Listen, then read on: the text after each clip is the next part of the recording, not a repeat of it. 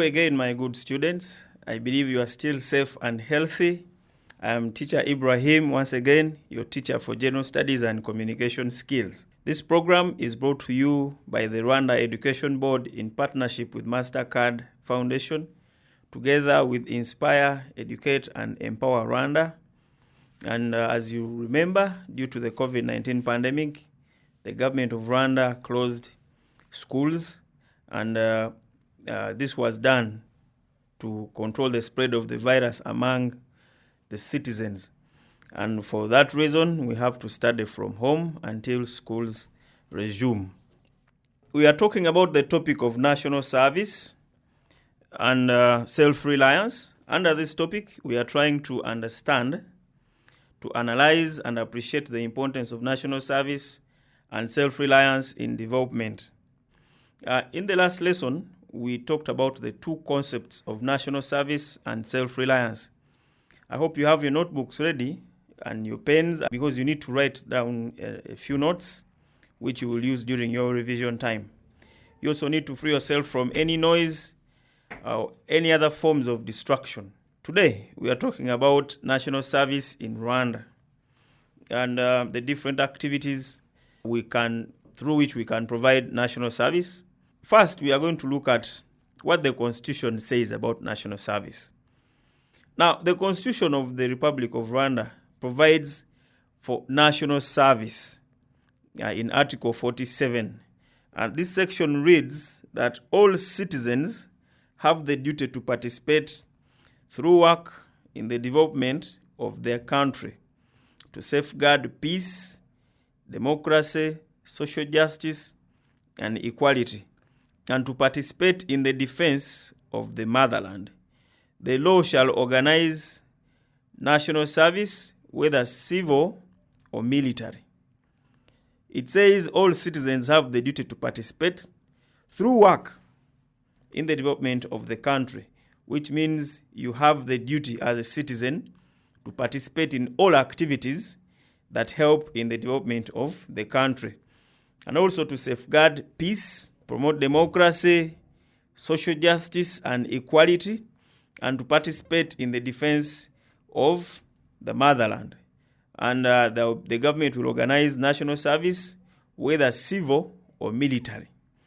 So, the drafters of this constitution, when you look at the article in the constitution, they looked at the importance of national service, or what we call urugerero, in the social, political, and economic development of our country. And this Rwanda, because we looked at the different forms of national service, and Rwanda adopted what we call a blended model. This is meant to cater for different categories of participants, because not all people have maybe military skills, not all people have the same abilities that they can participate in different activities. So the government adopted a blended model in order to allow for the participation of everyone in a variety of activities. A blended model means there's what we call voluntary and compulsory national service. So there are those individuals who will be asked or tasked to participate in compulsory national service, and then there are those who will be expected to volunteer in the different activities that they can participate in. Now, the youth between the age 16 to 30, those are the ones who are expected to participate in the compulsory category, the ones who are expected. And then there are the other categories of the population, the old people, the people who are not who may have disabilities, that they should not be forced to participate in these activities under the law. Then those ones can fall into the category that participates in the voluntary activities. Now, normally, the participation into national service or in national service usually depends on the individual's time, and then the professional background, and the priorities that have been identified by the community or the government as a whole. So maybe in your local area, you have teachers and you have, for example, a need to help. There's a local school that maybe the teachers are not enough. And some of you have gone to school and there's a need to help take part into, maybe some people are working in private schools. The government can request some people to help out in the public school. So maybe you take some time off in your private school and then you go help out in the public school. Maybe because the teachers may not be enough, or maybe one of the teachers got a problem, so a teacher can volunteer and take part or maybe help out in that school. Maybe we have a problem with the health issues in the community, and then one person, maybe some of the doctors, maybe the community has some nurses and doctors, they can help, maybe sensitize the people on sanitation. Right now we have the problem of COVID-19. You see a number of people that have volunteered in different aspects to help out in different things. And because now we have the priority of ensuring that the virus does not spread. And then we have maybe a need for doctors, people who can sensitize the population on how to avoid catching the virus. So all these people can come in. Maybe you can have teachers of science who can come and teach the people on how to keep themselves clean, avoid catching the virus. Maybe you can have other people volunteer in different things. Come along and play with us. Now, we have priorities that are focused on during Urugerero as identified. Normally, these young people are taken for training as when you reach the age of 16 to 30, you are taken for training. And after the training, then you'll be allocated different areas where you can participate in, or different activities in which you can help and serve your country. And these priorities that are focused on during Urugerero are identified at least 3 months before the date of commencement of the mobilization and training of the participants. When there is need, or the priorities are identified, then the mobilization will take place, and then the training will also take place. Usually, the cost of the service is shared between the state and the beneficiary institutions or organizations. If we are looking for doctors, then the government and the hospitals, private or public, will share the cost of the training, and maybe whatever facilitation may be required. The cost is usually shared between the government and the individual institutions that are going to benefit from the service of the people that have been trained.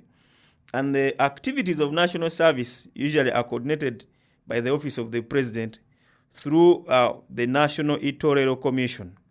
And because the work, you are serving the country, and you get training, the Office of the President together, or through the office, or through the Commission of Itorero, supervises the work of the training, the mobilization, the training, and then the service delivery by these young people.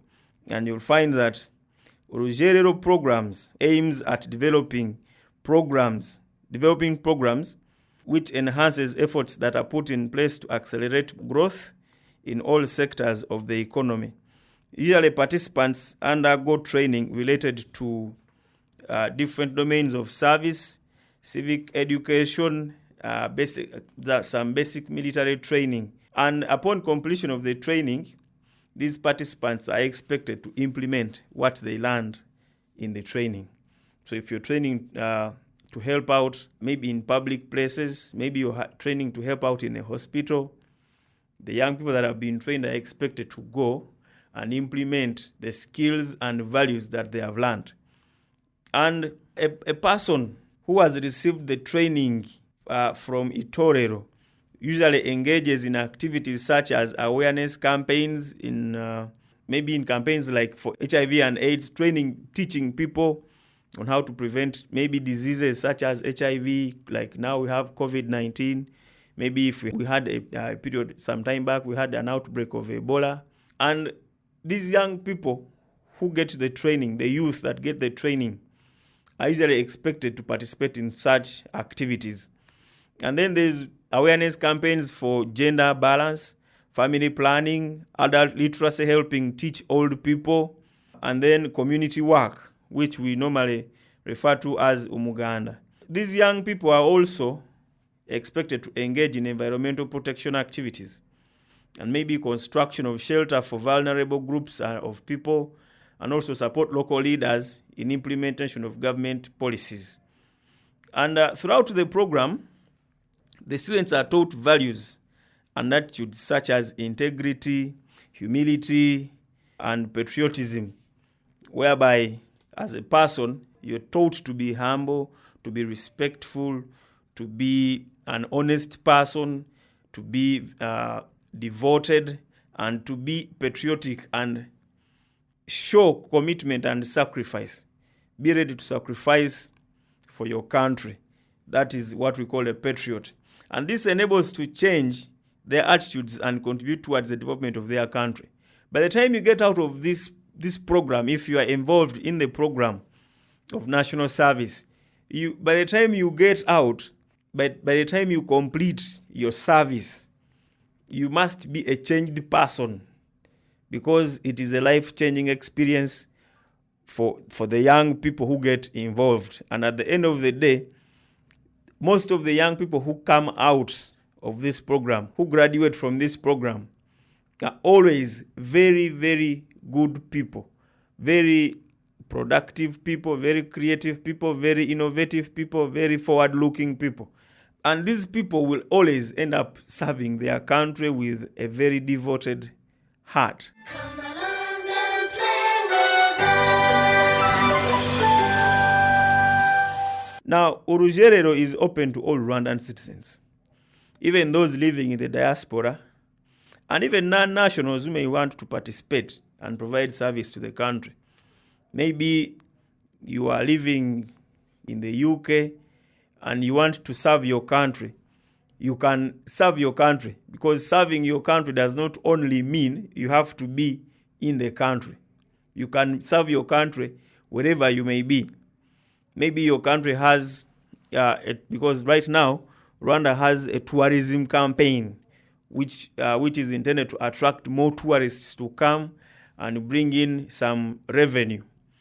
And a program like Visit Rwanda, even if you are living in the UK, maybe you're living in Pakistan, maybe you're living in China, maybe you're living in Russia, you can help promote the campaign of Visit Rwanda by talking to people in the area in which you live about visiting Rwanda.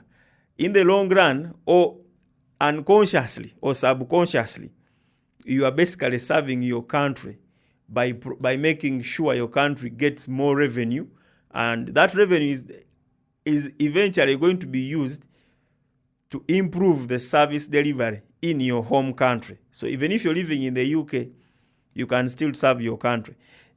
If you're a non-national living in Rwanda, you can still also participate in national service and serve the country of Rwanda as much as you may feel necessary. Now, in addition to that, university graduates who have previously participated in Rugerero are permitted to participate again. So it is not like after you have finished, maybe you finish your service, you can say, maybe you're not allowed to go back. You can still go back and participate even after you finish university. Maybe you take a national service, you participate in national service after senior 6, and then you go to university, and then when you come back after university, you can still go back and participate, maybe as you wait for a job. You never know, the company in which you volunteer to serve for free may be the one that eventually employs you because of your dedicated service.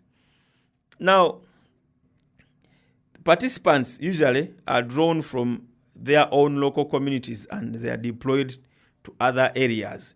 It is very important. Most of the time, these young people, when they are recruited to participate in national service, they are taken to different areas of the country, and you don't necessarily serve within your local community.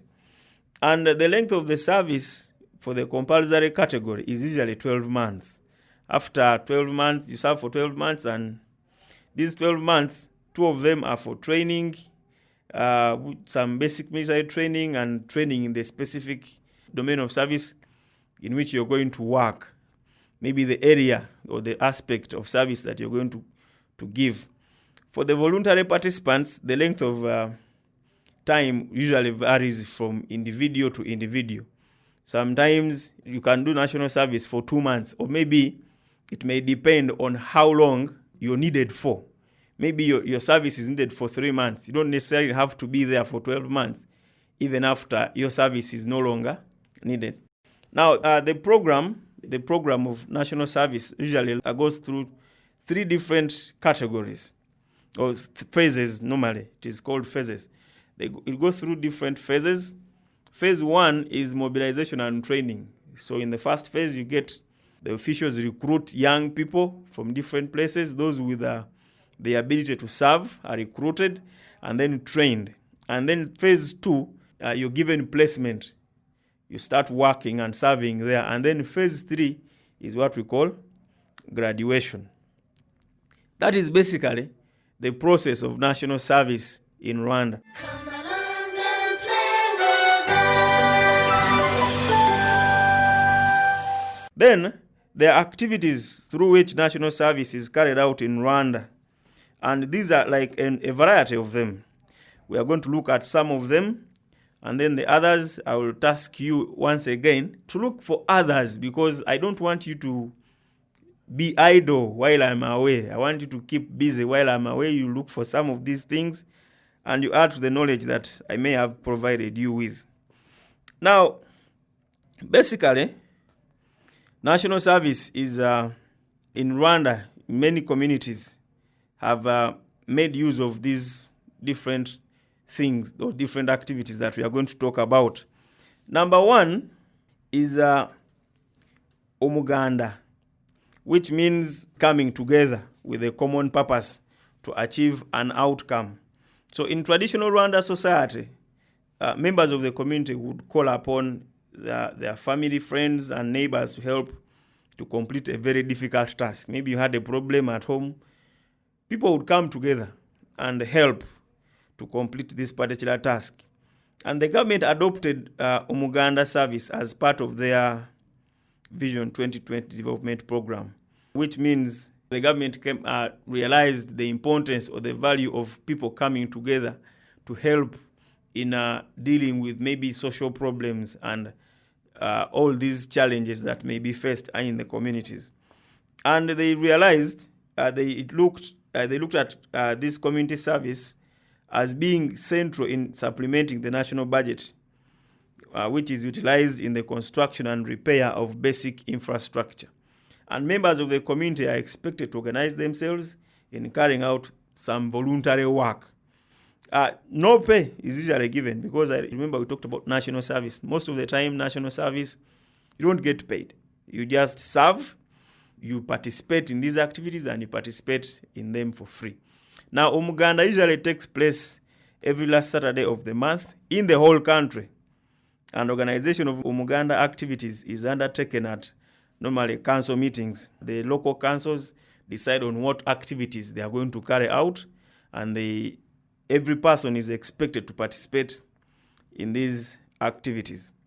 And then we have Ubudehe, which is a policy rooted in Rwanda's culture of mutual assistance. It involves members of the community coming together to plan and implement anti-poverty measures. And through this program, or this policy of Ubudehe, members of the community in each village identify poor families, and they come up with strategies to help alleviate poverty in the identified households. The government has also identified economic categories to assist members of the community who are in need of intervention. Sometimes some families may be very poor and they may need help Now, these households, the government has categorized households into 4 groups or 4 categories. Category number 1 are those people who need to beg to survive. They have no land or livestock, and they have no shelter. They lack adequate clothing, and they lack food. These are people who have no access to their basic needs. They cannot provide for themselves in terms of basic needs such as food, shelter, clothing, and maybe by all means such people cannot go to school. Now, that is category 1. Category 2 are those households that have some land and some housing. They produce food on their own, on their land, because they have some piece of land. They produce some food on their land, but they have no savings, and they have no surplus produce to sell. So these are people who subsist, like they're subsistence farmers. They only produce to feed themselves. This is category number 2. Category number 3 are the group that can afford 3 meals per day. They access health care and earn some small income. They have some livestock. I hope you know what livestock is, like cows, some goats, maybe sheep, maybe pigs, maybe some poultry at home. And they have some land, and they are able to take their children to school. That is category 3. Category 4 are the group that has larger land. They have a lot of land and with fertile soil, and they have enough food to eat. They have livestock, enough of it. They have jobs that can, like they get paid. They have paid jobs, and they own businesses that they can access health care. These are people who can look after themselves. They also have good housing and enough money to lend, and they can easily get credit from the bank. Now, the categories, in these 4 categories, the only categories that are eligible for government help under the Uday program are the first 2 categories. Category 1, which needs to beg to survive. These people cannot provide for themselves in any way. And then category 2, who have maybe some little way of surviving, but it is not sufficient. Category 3 and category 4, as we have seen, they can fend for themselves, they can look after themselves, they can even help the other 2 categories. And these categories are used equally in other programs meant to help the vulnerable people.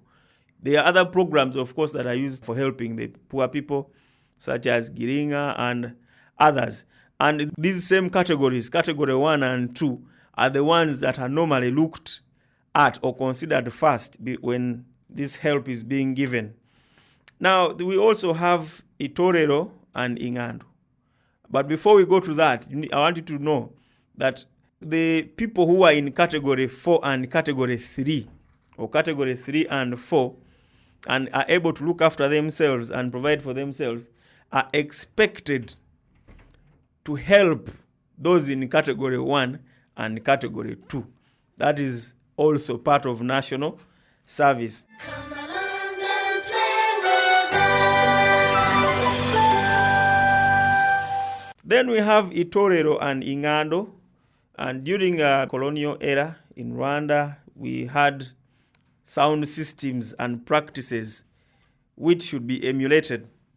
And there was a cultural way where Rwandans would learn language, patriotism, social relations, sports, songs, and defense. And because Itorero nurtured and fostered the culture of volunteerism, it trained and inculcated people's mindsets. In people's mindsets, a set of values such as like social values. They learned social values, and they also learned things that were forbidden. Like they were told how to behave and be good members of society. And this enabled this kind of program to offer benchmarks upon which our values as a society are based. When the word ingando comes from the word kugandika, which means to going to stay in a place far from home, often in a group for a specific reason. Now, it traces its roots to the pre-colonial era, and this practice has been reintroduced by the government to help in the reintegration of what we call ex-combatants, people who were militias that took part in various military activities that were probably illegal, and especially after the genocide against the Tutsi. The concept and the practice has been since expanded to include school-age youths and other groups. Today, the government has re-established Itorero to inspire positive values among Rwandans and to boost volunteerism. This has instilled a high sense of patriotism, responsibility, selflessness, and unity among the people. Lastly, we have what we call urugerero and voluntary service. Now, development needs to begin at the community level. This makes a voluntary service very vital in community development. In very many ways, it is strongly embedded in the Rwandan culture and values and practices, and it has enabled us to develop as a country. Community leaders have been very instrumental in mobilizing and sensitizing people to provide voluntary services to the community collectively.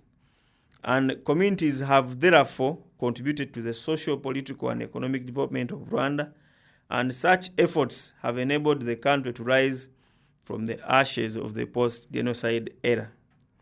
Now we have come to the end of our lesson today. In our next lesson, we will talk about the different measures put in place by the government to help in achieving self-reliance at both individual level and at national level. I wish you a good time, and I hope you stay safe. Goodbye. Goodbye, goodbye, goodbye, teacher. Goodbye, children. See you next time. Goodbye, goodbye, goodbye, teacher. Goodbye, children. See you next time.